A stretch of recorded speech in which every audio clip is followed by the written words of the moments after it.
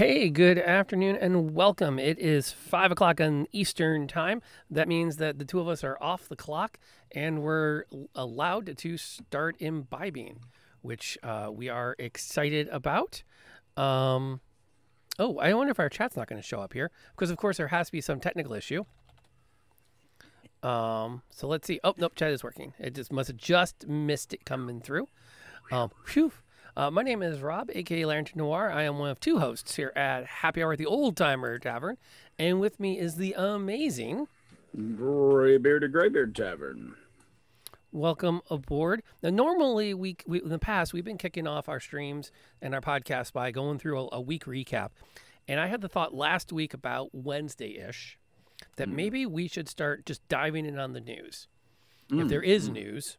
And then dive into our topic, and then we can wrap up on what we've been doing in the D&D world. So kind of get down to the nitty-gritty. And then I thought, well, there's no way anything news-related is going to happen that's going to show up on our radar in the next 48 hours so we can prep a stream around it. So there won't usually be a news segment. Right. And then Gygax the Lesser spoke up. And for our purposes, I think that's how I will be referring to them throughout today's show. Very Game of Thrones. Yes. Well, in Barovia. Oh no! Did we freeze? Oh, we frozen. You froze. Come on back, Graybeard. Come on back. I am Vogue. There. Come on back. Let me check. Come on back. I got your audio though. Oh, we did? Okay, good. You're back. Woo. As I was saying, in Barovia, we have the Burgomaster, Kolyan Andranovich, and then we have his son, Ismar the Lesser. Right. Or Ismar the Lesser, which is like a nice jab at the fact that he's not as good as his dad.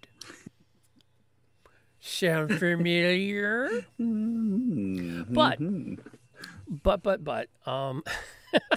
the thing is, there is so much going on over the last week with the various interviews tied to the relaunch of yet another company called TSR.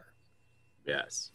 And efforts by that organization. And the thing, to be fair, when you start on any media venture, you need to get the word out that you're doing it. You need people to find your product. So in that sense, I don't blame anybody for saying, let's get some interviews in and let everybody know what we're up to. Yeah. Go ahead.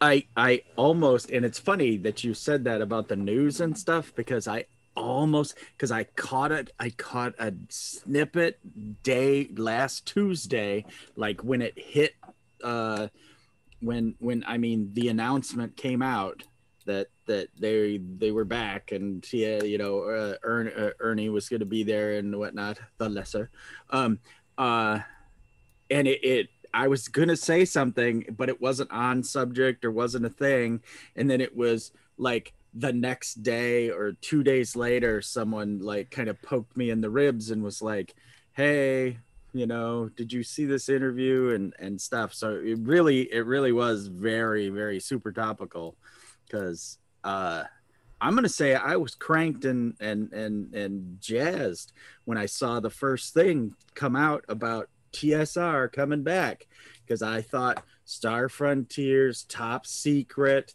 Gamma World, Boot Hill, all the old games that Wizards has kept back here behind the curtain, as it were, for decades now, that they might be willing to sell the licenses to and say, hey, you know what, we're not going to develop these because we don't think they're worth Hasbro level money, but we'll license it to you. Which, yeah, definitely that would be neat to see.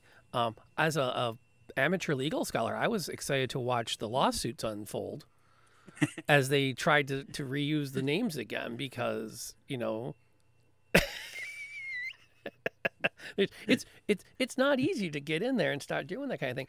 And then came the statements, the part that really made me say we should spend some time as two elder gamers talking seriously about what has changed culturally in the D&D rule books.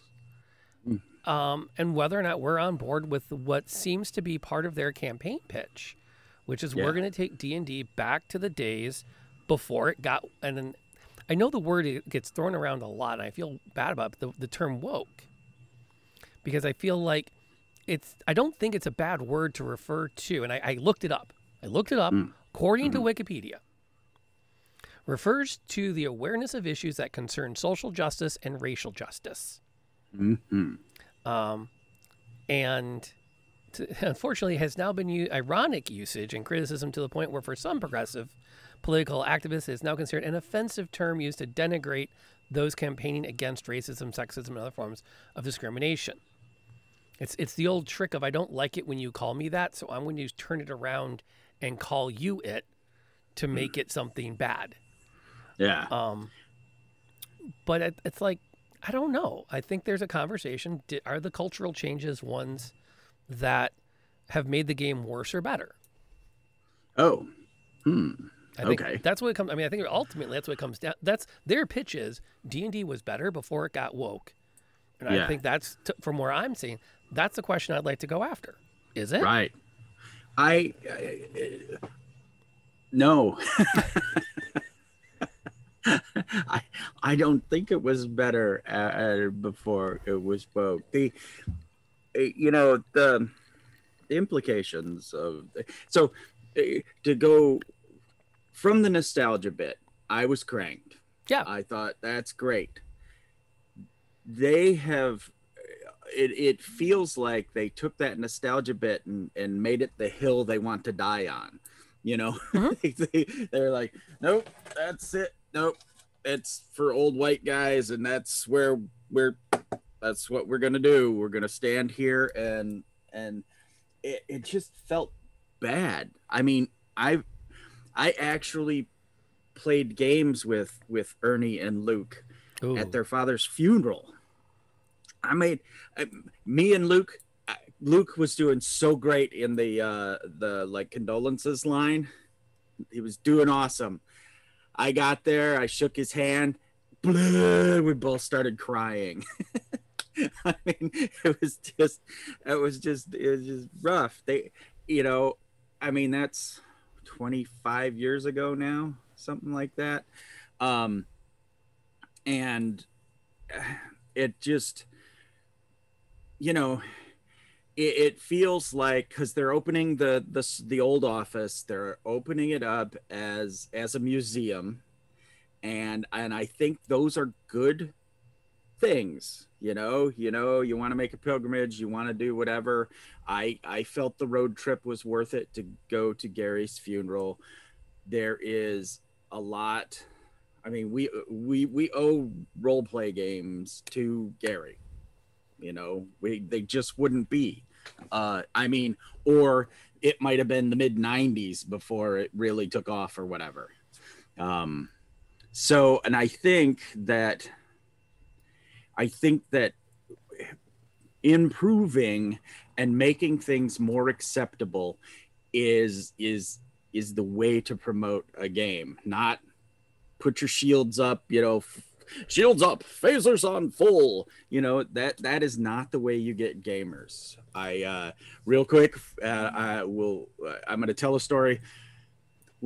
I used to go to a war game convention every year,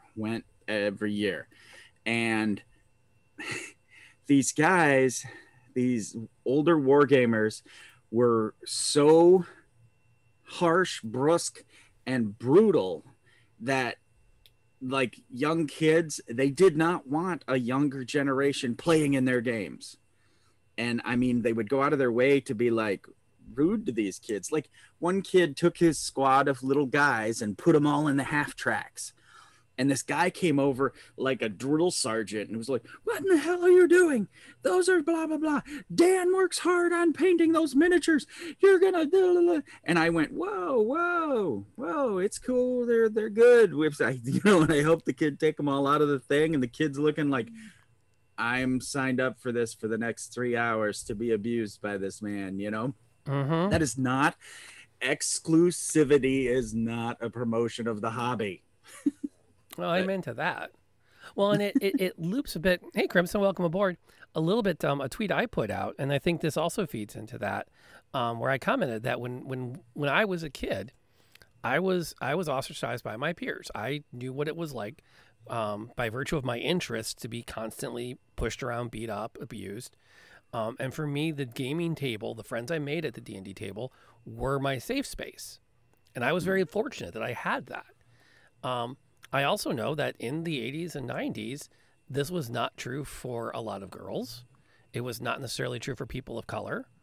It was not necessarily true for people who were gay. And that's something that we've worked on as a society and as a gaming community to be more aware of. So from the gatekeeping point of view, I think it's easy to dismiss old white guys like us who say, well, D&D was my safe space, and go, not everyone else had the safe space. And it's true. Not everybody did. I also have been told that there's not a lot of value in chasing who had it worse. Everyone's pain is their own pain. That being said, we definitely could have done a better job back in the 80s and 90s than we did. And I definitely know that I'm trying more and more to be more inclusive in my gaming. Both in people I meet to play with in person and the people I seek out to play online with. And those are all things we can do at the table. What struck me, though, too, is the role that the game rules have had. Because at the end of the day, Dungeons & Dragons as a community is decided by the community. We decide who we bring in. Exactly. The Oppression Olympics. Nobody wins at that. There are no gold medals. Well played. But I think part of what the TSR people wanted to get out there was, we're going to take the rule set back to the old days as well. We're going to address all those changes to D&D that you don't like, because they're woke changes, and we need to fix them and put them back. And I think I want to talk about those changes and whether or not they hurt the game any. Right. And really, in some ways, maybe talk to the other guys our age who are like, well, I don't like playing D&D anymore because it's not second edition. Now we got all these other things to worry about. And say, well, do you? Do you really have that much more to worry about? And if you do have to worry about it, is it bad that you're worrying about it? And what are you doing at your game table to worry about it? Right. Right. How is it oppressing or pushing down your game, or how is it the game, or is it your bad habits that you want to be able to do at your game? Exactly. No. Well, one of the biggest changes that I saw first in this, and I guess I would call this the beginning of the era, was when they re-released the digital version of Curse of Strahd 5th edition with the revisions to the Vistani backgrounds, the Vistani people. And they came in and said, in future publications of Curse of Strahd, this is what you'll find. And then the digital's already been changed. Yeah. So you don't need to do anything. The digital versions are all updated with the new language. Don't sweat. And there was a lot of you changed my digital online files, which on the one hand, I kind of understand on principle. I bought a digital product. You have changed the digital product. You should not do that. Okay. On principle, I see that. You should not be changing digital products I've already bought. However, thus ends the conversation about principle. Because the big changes were dealing with the Vistani as an analog to the Roma people, who have been traditionally maligned because they don't follow the traditions of most Western culture of find a place, build a house, live there. Right. They are bohemians, and they are travelers, and they're present in almost every culture. In Western culture has a nomadic representatives. The Tinkers in Ireland, Pikey in England. Exactly. There's a term in America for them too. I think the term is travelers. Because there was a whole series around them. It was, kind of. It had, is it Eddie Izzard? Okay. Headlined it with like Eddie Nice. Izzard and Minnie Driver. Oh, geez. Were Okay. the two main actors behind it. But so this has always been it's been almost every culture has this group that just doesn't connect with the put down roots, stay there. And they're often treated with suspicion. They're often discriminated against.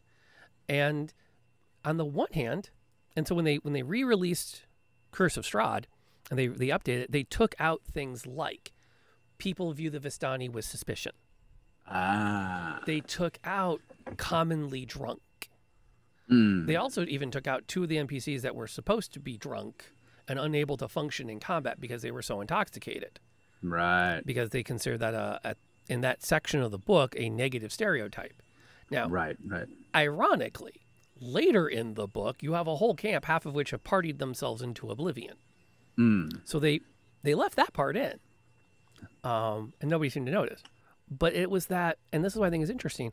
Does it break the game any to say people don't have that assumption that these are bad people when they spot them?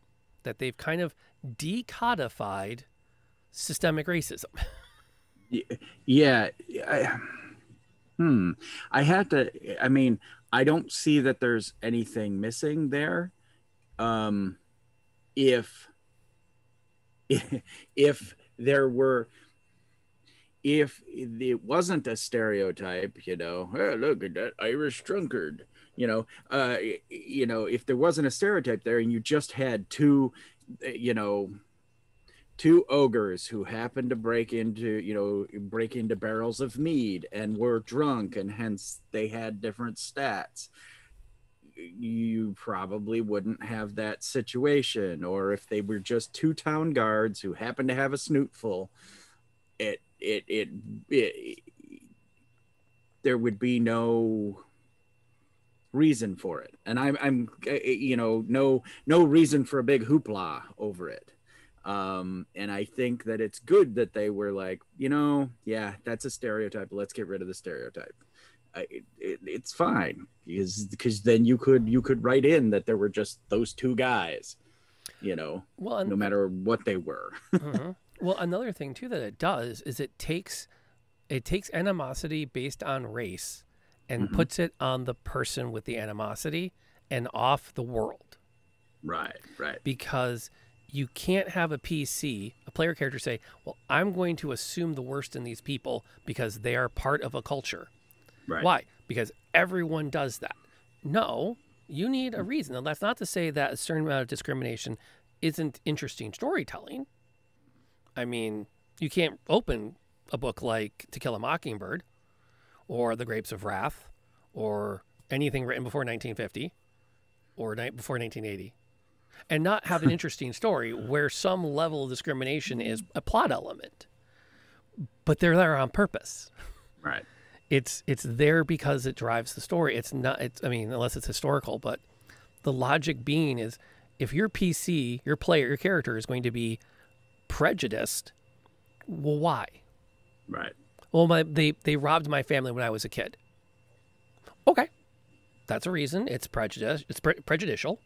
You probably should work to get past it. Maybe your prejudices will be borne out, but you can't do it just because it's in the game rules anymore. Right. Like, having whole races of evil beings. That's a Tolkien leftover, man. That's where all that comes from is, and you can find plenty of videos out there about why Tolkien is racist. There's a billion videos out there, and yes, it shows racial biases via his storylines and his prejudices of the time. Well, that's what we're working to make better. There's no reason you can't have the happy, cheerful goblins, who are just basically because a lot of people, if you say a gnome and they immediately say, look, a jolly tinkery fellow, and you say goblin, they're sneaky and they will get you. it takes those immediate assumptions away, and then that way you can tell the story however you want. There could be the sneaky gnome and the, you know, happy-go-lucky tinker goblin. It gives, in the end, it gives you more freedom to make more interesting characters and break those stereotypes and push a narrative, you know. Right. And Crimson brings up the point that the rules in 5th edition feel a little bit loose, like it's undercooked, more like a Play-Doh than Legos. I tend to agree, and I think I think earlier we had a show where we talked about the various editions, what we liked and didn't like, from like a rules mechanics. And we are happy to go back to that and talk more about it. Maybe not necessarily today, because today we're looking more at the social issues that come up in the games, and the game lore more than we are the mechanics. As a means of spreading its gospel. Can you elaborate on that? I'd like to know a little more what you're thinking by that idea of so many sources of pop culture wokeness is latched onto as a means of spreading its gospel. I think that's there. I want to know more what you mean, so I can formulate my response while you're typing that. What I'll add into it is that there is something simpler about Dungeons and Dragons when you don't think about whether or not the things you're killing are bad. They just are, and they need to die. And if you're not careful, you end up in these long paraded morality conversations at the table. A couple weeks ago, my players came across a goblin who was sleeping on guard duty. And so the rogue snuck up behind him and slit his throat, because it's what you do. And I keep thinking, in like every major action movie I've watched, we've never really given the hero a hard time for whacking the guard sleeping on guard duty. You know, we just see them go, oh, and then they keel over, and you see the knife sticking out their back. And then the roguish hero pulls the knife out and goes, shh, to the rest of the party. And then to use your example, that's where the guy's wallet falls out, and there's the kaleidoscope of the pictures of all his kids. And... Have a good day. Have a good day robbing evil people, Daddy. Exactly. And that's the kind of thing that's entirely a DM table player decision to include. I mean, you can still totally, within the mechanics of D&D, run a game where the bad guys get whacked without any moral question marks. And it's just that bad guys are now based on the choices of the sentient creature, right, and not on the fact that they can't help themselves. That I feel like the Dungeons and Dragons over the last 5 years, especially, has taken out the language of they can't help themselves when it comes to choices that sentient races make. Right. It's more put in a, there was a war. These guys wanted everyone else dead that weren't them, you know. And these guys wanted to stop that. You choose who's the good guys and who's the bad guys in that, but that's what happened, you know, or that, you know, good, like you said, it's more of a story choice or whatever. And I think too that, I think we've said this before, but in your session 0, you can talk about how, you know, oh, the orc tribes of the plains, they're generally, you know, it's 50-50. How you treat them is how they're going to treat you. You know, it's not the orcs are snarling raiders. They're evil, you know. But they can be. You absolutely can create. And the fun thing with that then is you open the door for there maybe to be redeemable orcs. And maybe there aren't. Maybe when the players come across the orcs, like, you know what, we're gonna sneak in, we're gonna find the dissatisfied ones, and we're gonna start a revolution because orcs don't have to be evil. Right. And they sneak in and they don't find anybody they can convert. That's not because orcs are biologically predisposed to evil. Right. It's because their culture is so strongly ingrained into a particular ethos. They're all evil. Right. It's not a product of biology. It's a product of of culture. Yeah. And that, I think, is hard for a lot of older gamers to get around because they like, I'll own this. We like simplicity. The example I always use is the reason that we, in the prequels for Star Wars, is the reason that there's a droid army is so that Jedi can rip through them with lightsabers and, you know, dismember, you know, a half dozen combatants in a heartbeat. And it's not limbs and arms and heads flying in all directions. It's more acceptable because it's a built being, and even some of their heads, when they come off, they're still speaking and stuff. So it's just a difference of, yeah, you know, it's PC culture. You know, yes, fine, the great. Let's push all of us forward. Let's, you know, I don't know if it's going to be hard to get through to some people because they want their orcs evil and they want their goblins evil, and there's evil and good and black and white, and I don't want to think or feel bad about slaughtering all the kobolds. And it's just like, okay, sure. Well, and Crimson brings up a good point. First point is there's something to be said for increasing inclusion. There really are, that really is, oddly enough, one of the twisty parts of the changes in D&D. And I'm going to get to the second part in just a second, which is, how do you increase inclusion? And so let me frame this. This is something that I was thinking about. We have halflings and we have goblins. They're both diminutive. One of them, up until recently, within the last 10 years, has been codified as mischievous but harmless and generally good. The other is mischievous and harmful and understood to be evil. And the primary difference between them is the color of their skin. Right. And right. It's easy to look at that and go, well, yeah, because goblins, if you look at the old art from 150, 200 years ago, Brothers Grimm, big honking noses and big pointy ears and dark skin, they were goblins. And yeah, I have no problem with that, with understanding that in old fairy tales, this is what we would teach children. Be afraid of things that look really different than you because they might hurt you. Because hundreds of years ago, things that looked really different than you might harm you. That was a thing. Whereas nowadays, we don't have that as much. We don't have rival tribes kidnapping our children anymore. Right. And so we don't have such a social need for it.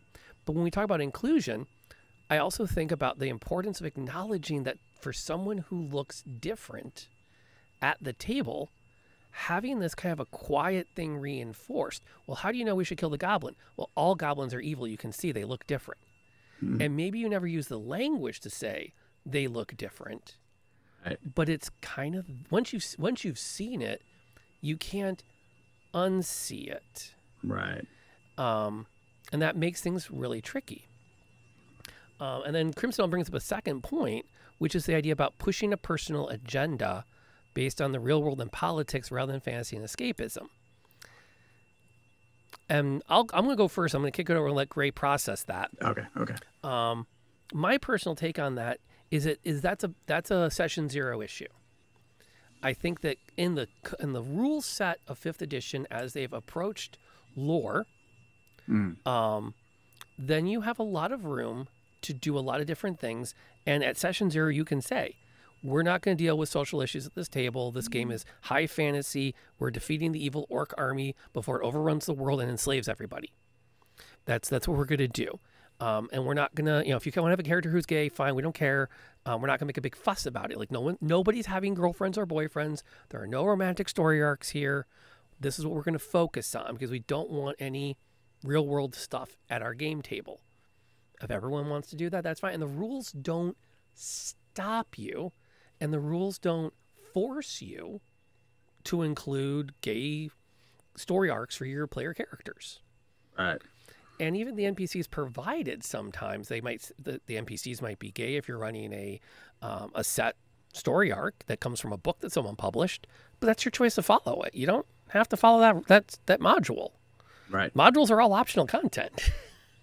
Right. And you have got to follow what's in it. I homebrew the crap out of adventures that are published. I don't like that monster. I don't like this NPC. Arabelle in my Curse of Strahd is 14.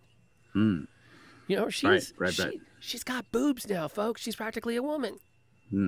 She is not. That's what I did with the story arc. Yeah. Yeah. The I guess I would say if at your session 0 and like Crimson is saying about someone's at the table and they're playing more of themselves and they have this world's your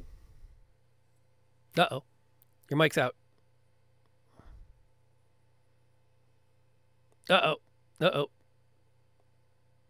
Your mic's still out. We're gonna have to fix this in post. Your mic's back. Got nothing. Okay, I was gonna say I've got nothing over here. Okay. So the what was my damn train of thought? That if someone comes to the table and they want to, they're gonna bring their morals of the day of the 21st century. And again, I had a very historic DM at one point who was also a philosophy major, and he would quite often say, okay, the thinking of the time was X. And I would say if I have someone at the table who wants to push something forward and it's a social issue or whatever, great. That's that character. Let them be who they're gonna be. Let the world chips fall where they may around that,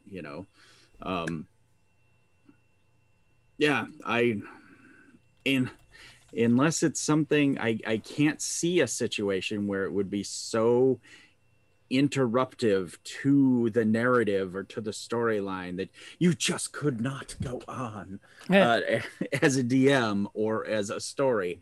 I just don't think that maybe you're at the wrong table, or to them, maybe they're at the wrong table. Well, some definite quick levity break. Massive props to Loafbone, who just got his passport. So he will be able to head out of country with his other half, in either to meet them in Sweden or leave with them for Sweden. I don't know what you guys finally decided on, as your but congratulations. That has been a road that I absolutely will stop this heavy conversation to go, thank God the U.S. government finally is letting you get the hell out of here. So props to you for that. Hopefully my internet comes back, because I think I just lost Greybeard again. Nope, you're good. Okay, cool. Okay. Right. I think one thing, and this is something I'd like, if Crimson's up for the challenge, I'm curious to see what angle is particularly problematic. Because I've heard this a lot, and unfortunately, my game table doesn't have a lot of people at it willing to talk about what particular angle is being promoted by WotC and how they play and depict things. I think that there definitely has been a push to, again, we've decodified racial tendencies. We have left in, as far as I can see, the idea that fantasy races aren't physically identical. Certain races still have, at least in my rule book that I've noticed, when I make characters on D&D Beyond a lot, I still see a +1 dex and a +1 charisma for certain races. It's still my bugbear still has long limbs. Yeah. So they've kept that in, but they've made it an option. If you want to run a game where you don't have to make an elf if you want to have a great wizard, and you don't have to make a half orc if you want a great fighter, they've left that as an option for the players to pursue. But again, the base rules don't go there.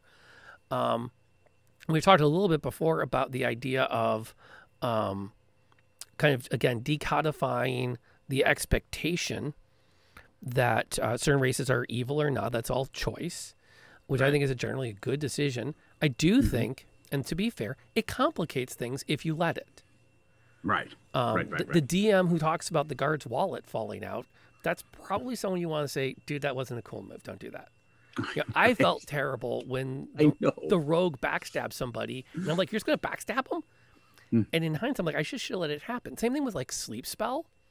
If your personally, if your DM is making you perform coup de grace on all the kobolds that you put to sleep in the middle of combat, that's just sick. Yeah. You just move on and you treat them as dead and removed, unless it's important that they be dead and out of the game. Yeah. Oh. Well, okay. You hit a lot of red flags on the automod there, but we're going to allow it.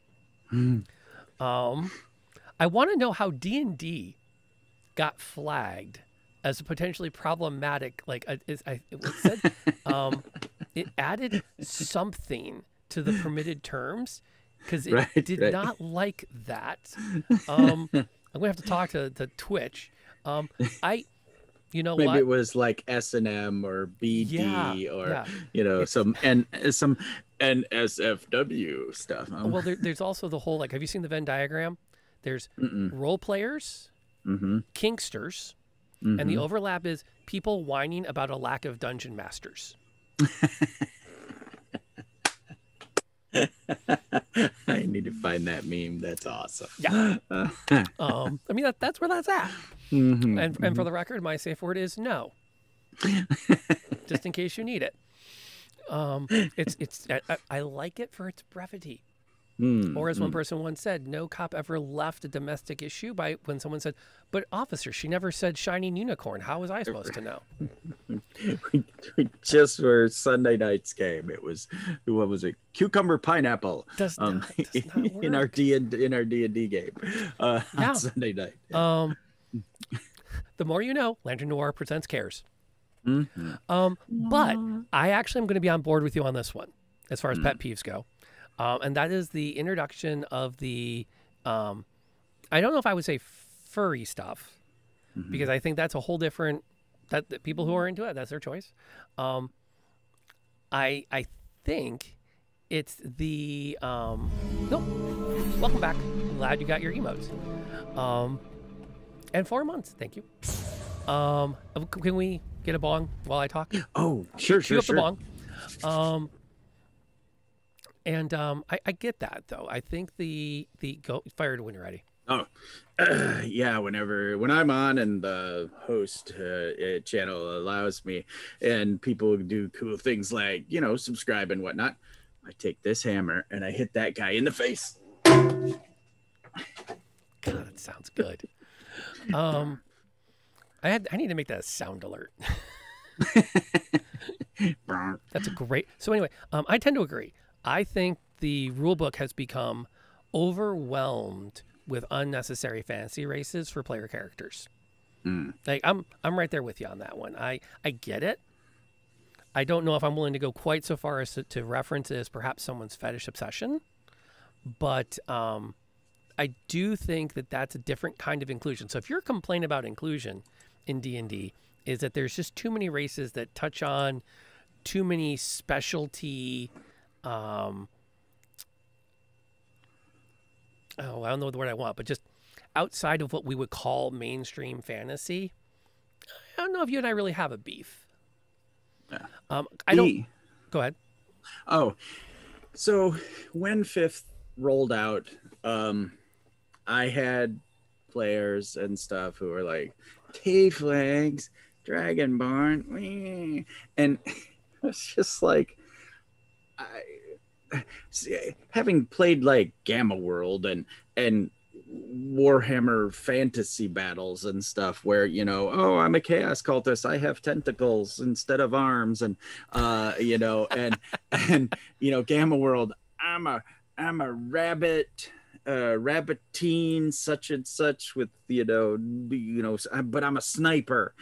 You know, it for me when it came out, I was like, all right, whatever.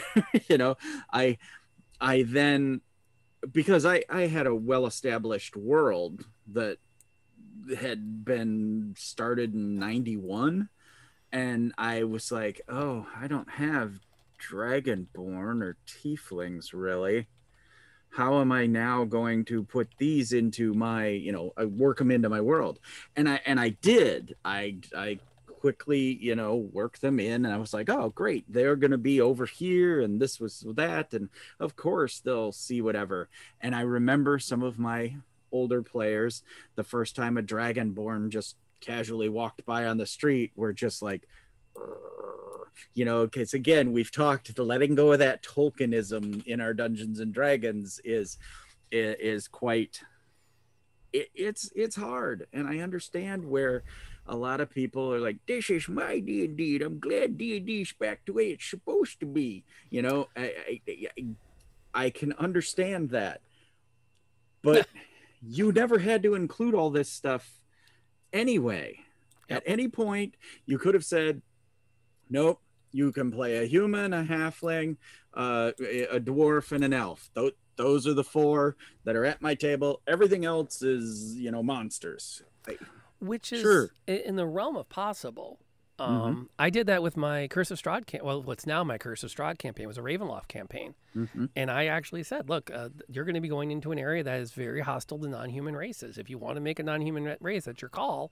But you're going to be facing, at least you're supposed to be, I've been terrible about it, you're facing racism as part of it. That's something I'm coding into the game.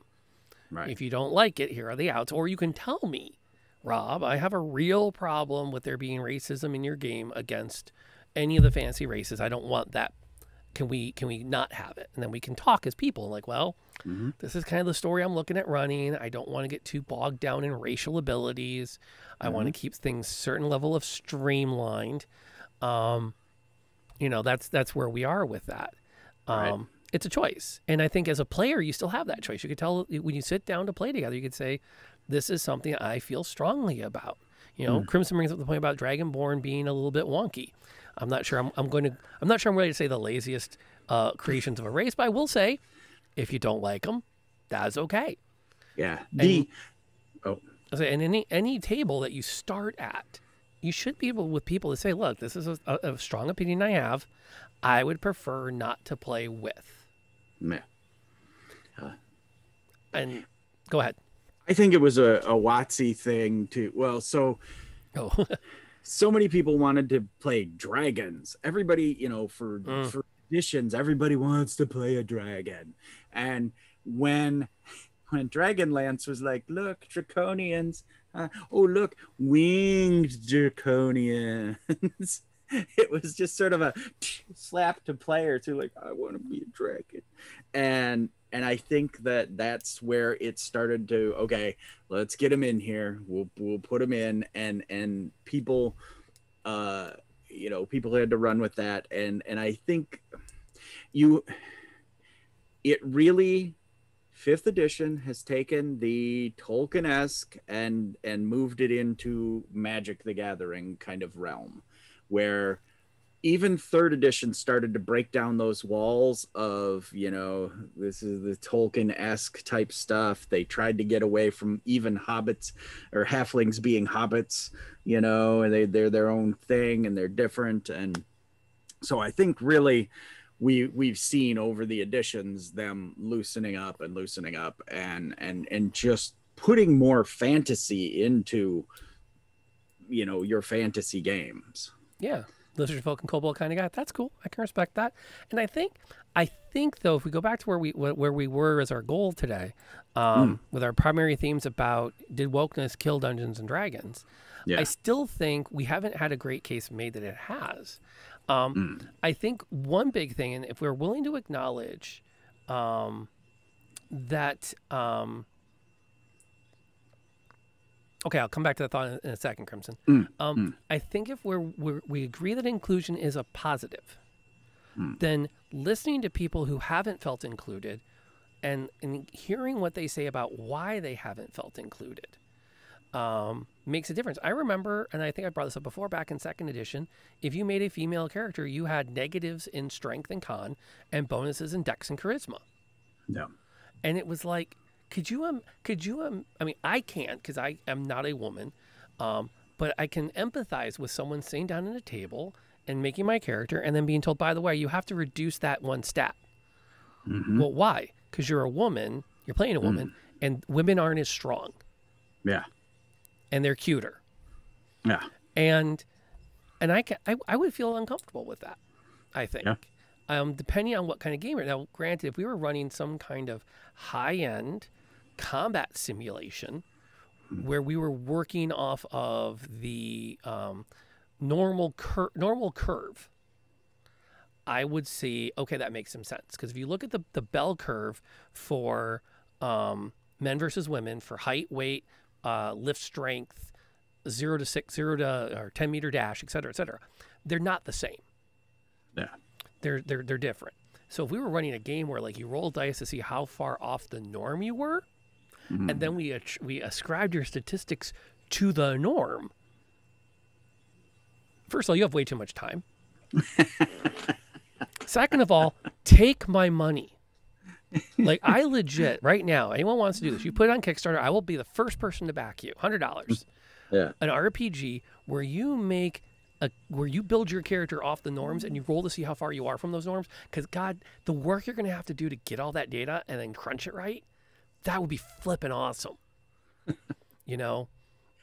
So you are about that, not for the men versus women strength adjustments and la la la, but for the math that went into. I want that book. I will never probably run it. Right. But I would love to crack that book and go, okay, here are the norms. Yeah. That's really awesome. But that's the kind of thing we talk about, the inclusion. It's that. Or I feel I've never seen it happen at a table. But I do know that it has to have happened, that an African American has sat down and said, I'm looking through this guy looks really kind of cool. I can dig his look, and he's looking at a dark elf. And having someone go, well, yeah, that's what you probably should play, you know, being black and all. Which is not something that should ever be said. But right. And again, flip through the rule book. How do you feel when you're going through the book and you find the one dude or dudette that looks like you? And you're like, oh, you can't be those. Why? They're evil. Right. Worse, why are they evil? Because it's the only matriarchal society. Right.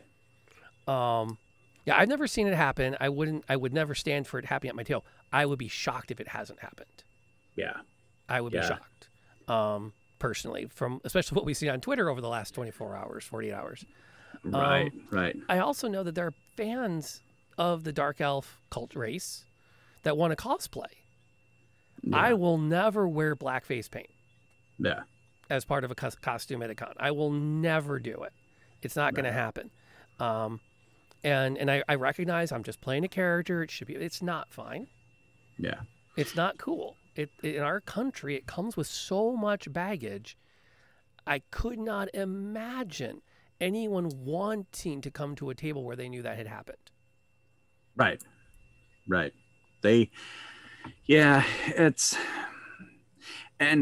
Well, now you're oppressing me. This is what I was dealing with today, is what you're saying is that old white dudes can't play D&D. You're being racist by not wanting racism. I was just like, oh my God, what is happening? What is happening here, people? Like I said, there were like two videos on the pro, hey, TSR, get your guff together, you know, wokeness is not a negative term. Please, you know, come into the 20th or 21st century. And then there was like half dozen to a dozen of these just rage videos where they're lying. Oh, go ahead. Point of order. LB, thank you for bringing everybody over. LB HHatOTT is an amazing content creator. If you do not follow them yet, you absolutely have to. I cannot say nearly enough nice things about them as an individual. I have known them for many, many, many years, and they are a great content creator. So definitely hit that link when you're done here, or hit another tab so you can give them a follow. LB, we are in the middle of our podcast, so I'm going to not spend too long gushing on you, but go ahead and tell me a little bit how your stream was going, because I do want to hear more about it. I am not so sweet. I'm still kind of a dick. But You brought your friends over here. We are in the middle of our podcast. Our topic today is, did wokeness kill D&D? And we're kind of taking some time to talk as a couple old farts who've been playing D&D for a long time, and we've seen the changes. And they have been legion. And we're kind of asking the question, do we want to go back? Yeah. And if we don't, why not? It was all sparked from the Gaiax legacy and TSR reforming as a company, and it taking some horrible hits because there were transphobic and racist statements made and things. And I just, it's mind-boggling that it was shameful. Yeah. Well, it made me hurt, and it made me you want to reject. It made me feel bad about my childhood, because the only thing saving me when I was a kid was being able to go to these worlds and things, and then to have the people who supposedly, you know, created these things now say these horrible, unacceptable social stuff. It was painful. It broke my little heart. It gets a lot into the and part of my want to talk about this, I mentioned at the top of the stream and the show, and I'll mention it again now, is seeing a lot of people be very dismissive of old white guys with opinions on this. And one thing I'll say now, maybe I should have opened with it too, is that I think if we're ever going to get the other grognards on board, it helps to say it ourselves among them. And I'm hoping that when this gets onto YouTube and stuff, that it does get picked up by some people, because I think it's important that two old white guys sit down and go, no, the kids are right. Mm-hmm. They need to get off my lawn, for starters, but they're not wrong. I mean, the lawn part, yes, get off the lawn. They can come to my yard. We'll party and tear it up. You can party. That's what the bloody sidewalk is for. It's public property. Oh, I see. Step back. This grass did not manicure itself. Thank you very much. It's awesome. But yeah. But then we talk about like what exactly, like the gender issue was one that came up as well. And he absolutely owned, like he was like, there's two, we've always known it. And I keep thinking, well, have we, is there, and does it change anything? I mean, okay, you have a non-binary box to check on the character sheets in D&D Beyond. What does that do? How does that change anything about your game? Yeah, how does that hurt you or the game in any way possible? Which, I mean, again, the comments were made earlier about there being an agenda being forwarded, and I think you're not wrong. I think that for people that are coming to the changes in Dungeons and Dragons, when someone says, I don't play anything but second edition because second edition is the best, I'm often curious why. Right. And sometimes they'll say the rules were better. I think objectively they're full of crap, but I respect. I mean, I know people who still think Monopoly is the best capitalism simulator board game. Okay, fine. There are very few things in life I will judge you for. Who you want to kiss is not one of them. I will not judge you for what board games you enjoy. I will not judge you for what you do with a partner behind closed doors. I will judge you if you say Bon Jovi was not the greatest artist of the 1980s, 90s, and into 2000. That is a judgment moment. Second only to Meatloaf. But I've been judged. Graybeard's like, this is going to get ugly. Yeah, I'm being taken to church. Anyway, that's a non-stream argument. I won't judge. I mean, again, these are things I'm not going to judge you for. But if it's the rules in second edition D&D being your favorite, fine. But if they start going, well, because back then we didn't have to worry about someone checking other under their sex on their character sheet. Really? You're saying a lot more about yourself than you're saying about the person who checked the box. I mean, is that the hill you want to die on? Yeah, that's what I'm saying. It's a weird hill to pick. And again, at session 0, just all kind of agree. Look, I want to play in a game, and you don't have to be the DM. Right. You can be a player and say, I want to play in a game where I can have romance, and I would prefer not to interact with people who are non-binary because I'm not comfortable with that. And maybe you're with a group of 5 or 6 other people that are equally uncomfortable or willing to cater to your discomfort. Mm. You're adults. Right. I personally, in all honesty, I would probably say, look, I don't know if that's something I'm cricket with. People are non-binary. It's a thing. It's not new. It could happen in the game. Maybe we shouldn't hang together. Yep. And that's a personal choice. Not every relationship is meant to be. Right. It's one of the many reasons I don't DM for money. I want the freedom to say, if I'm dedicating my personal time to playing a game, I want to play it with people that I want to hang out with. Right. And I think and I'll be honest, I'll put my cards on the table. If someone were to say, I don't believe that there's such thing as a non-binary, I believe gender is binary. You are this or you are that, and there's nothing in between. I think sexuality is binary. You're gay or you're straight. There's nothing in between. Or worse, you're straight. Full stop. I would be uncomfortable playing at that table. Like, I would be uncomfortable becoming friends with that person. I have many people I love dearly who are bisexual, who are non-binary, who are all over the map, who are gender fluid, who are queer, and I'd probably say, look, I'm not cool playing with you. Now, maybe we can talk. Maybe I can get you on board with this not being a thing you want to make a big deal of, and maybe I can't. Right. But at the end of the day, I want to be able to say I want a game with friends. Right. And that's one of the many reasons I won't go to the websites and sign up to be a pro DM, because I'm not entirely confident that I would feel weird when someone says, well, I paid my $20 to play tonight. You got to play with me. No, I don't. Yeah, no, I don't. I am pretty politically active and consider myself, for my age, rather woke. And it's one of those things where, yeah, that would not happen at my table. I would be, I'm sorry, here's your $20, and I'll give you another $20 to never sign up for one of my games again. Use that for therapy, because I won't go that far, but yeah, I'm with you on it. And I think there's something to be said though about, I know for me, now I'm gonna riff on this train with you for a bit.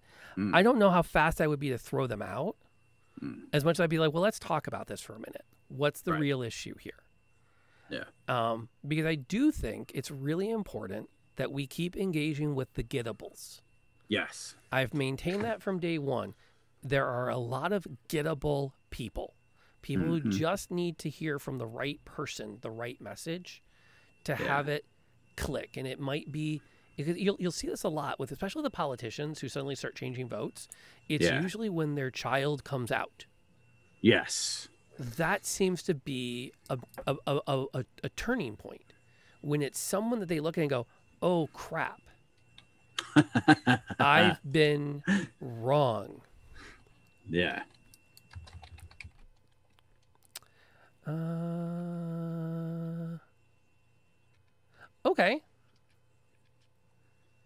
Okay, that is an amazing point to bring up, and I think that's a great way to start to wind down our conversation, because we are past the hour mark, so we have to start pulling things together, as we usually do, because we try to keep these shows about an hour and a half.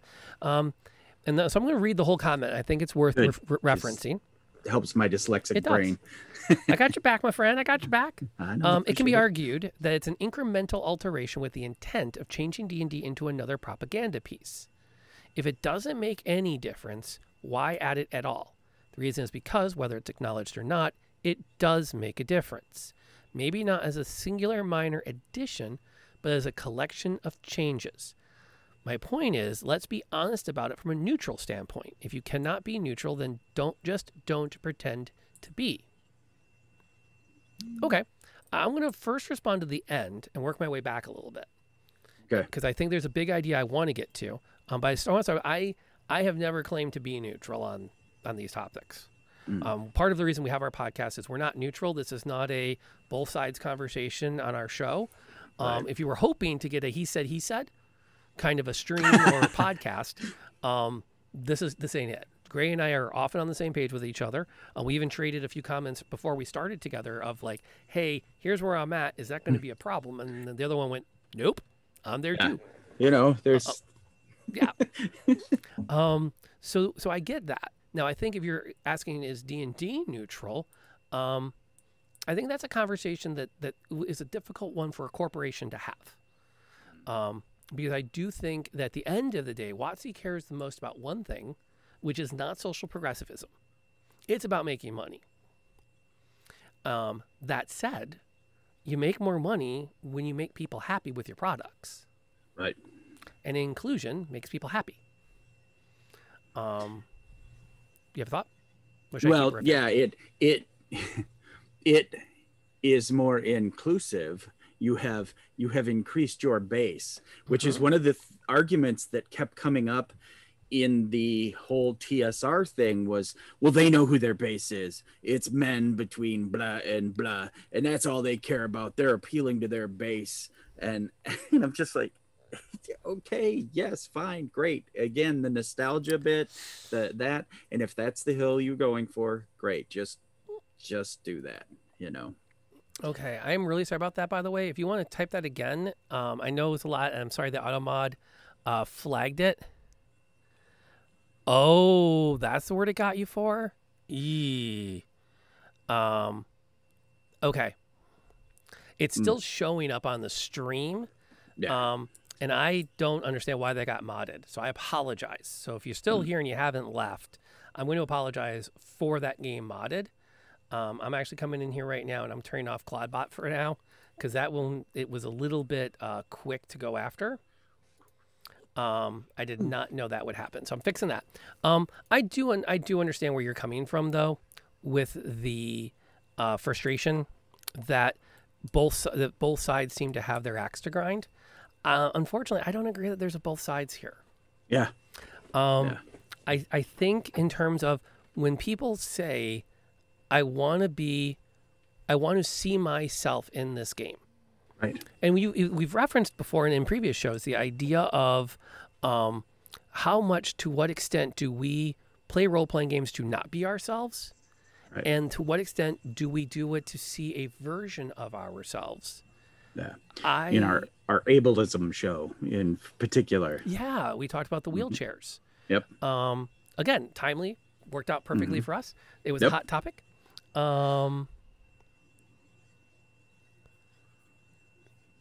Oh, interesting. If anybody wants to read those messages and clicks on the message deleted, it will restore the comment to readability for you. Thank you for that. Citizen, thank you for that heads up. I forget that sometime. I can remind people it's there. And I understand people feeling for, the idea that you can tick off both sides of an argument by trying to stay in the middle ground. I get it.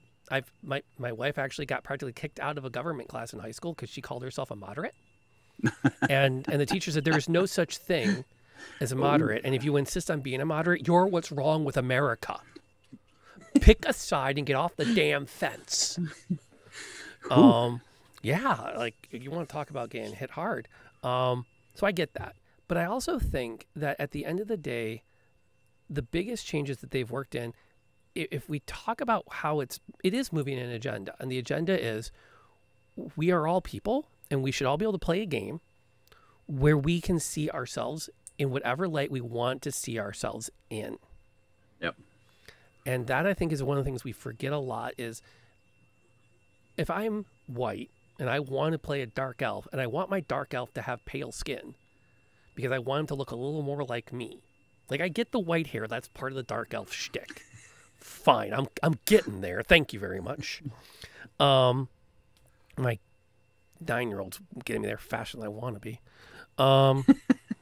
But that's what that is. I should be able to do that. And the rules should support it because the most important thing is that I can sit down at the table and have a good time with whatever it is I wanted to do. So that's why we see less rules about what races look what colors, and more about It's about individual choices and the consequences within their cultures for having made those choices. Yeah, it's you know, it if you really have a problem with it, there's always past editions. Stick with that. Find people like you and play. But you're missing out. There is so much to be gained from playing with new people, with new thoughts and new thinking, and ways of like maybe something like if you have played with the same four people for a thousand years, someone new at the table is going to come up with something. You're going to be like, oh my God, that's so awesome. You're missing out. And as a dad, I really like the idea when I play D&D with my kids of not telling them this race is different and it's evil. Mm-hmm. Dennis Leary has a great bit, and I stand by it, which is he talks about bigotry. He talks about hatred. He says, you know what my kid hates? Naps. End of fucking list. Racism, folks, is taught. And I love that bit, because if anybody thought Dennis Leary wasn't a bleeding liberal, that puts that one to rest. But it's one of those where it really emphasizes to me the biggest, best change, which is we are responsible for our own choices. Our choices define whether we are good or evil, not how we are born, not our biology. And I think if that's pushing a propaganda, push away. Yeah. That's a good one. Give a thought as we wind down this conversation, because we are going to start to bump up against the clock. Yeah, I just said it. If you're missing out. Just the more people, the more different things you can bring to the table, the better off you're going to be. Different thoughts are not something to fight over. Thoughts are just, they're ethereal, and they're not going to hurt you. A different way of thinking cannot hurt you. It can only expand. Amen to that. So, winding down, what have you got coming up this week that's going to be fun? So gaming or otherwise? We have this, and then I have only off-stream things until Sunday. Sunday. I've got we started Wilder Myth. I saw. How is that? It is great. It's amazing. I love it. We had technical issues at first, but once we got rolling, we had a great time with it. It's very simple. It was done by two guys, and it looks amazing and is tons of fun. But we'll be doing that on Sunday morning, 10 a.m. Eastern Standard Time on my channel, Gray Bear Tavern.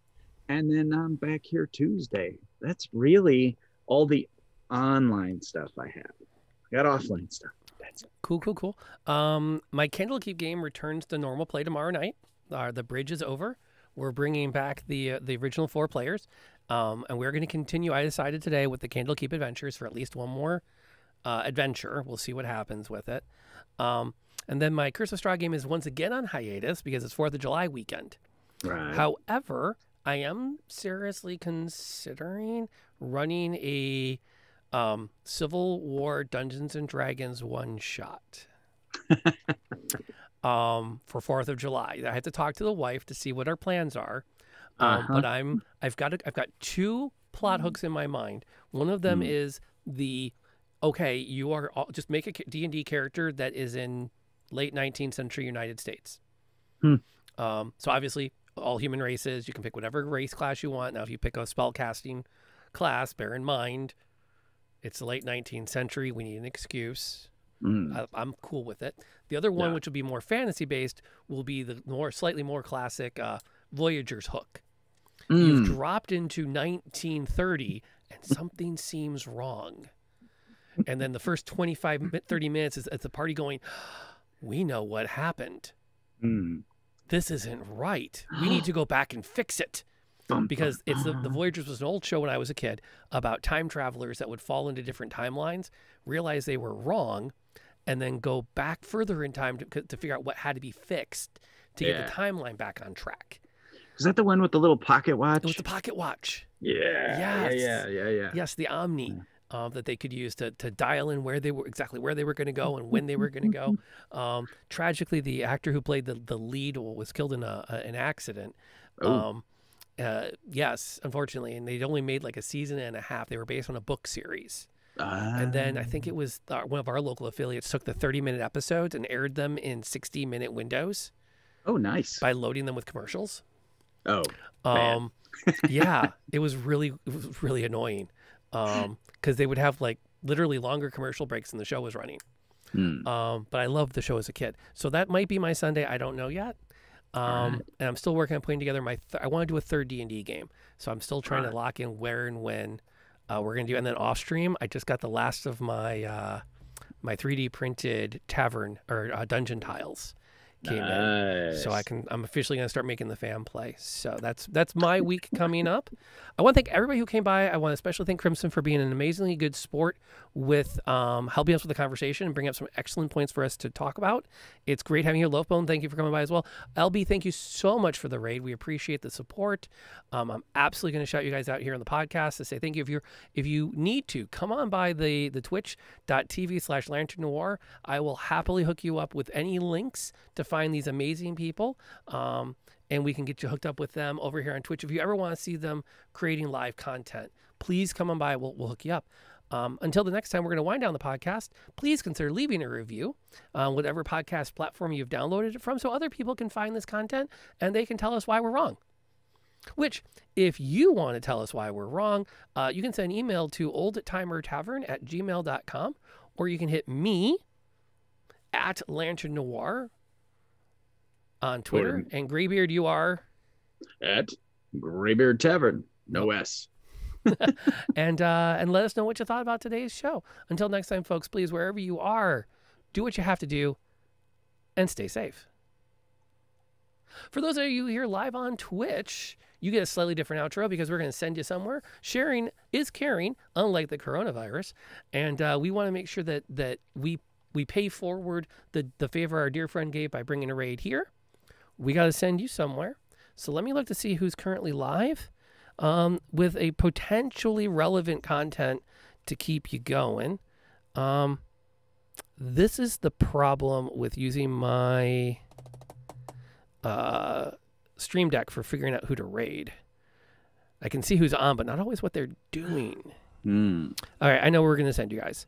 I'm going to send you off to go harass one of my players. Awesome. So we're going to send you that way. And you're going to drop in on the amazing Nebula. She plays in my Sunday night game. She is a ton of fun. She's a great content creator. She has an amazing community.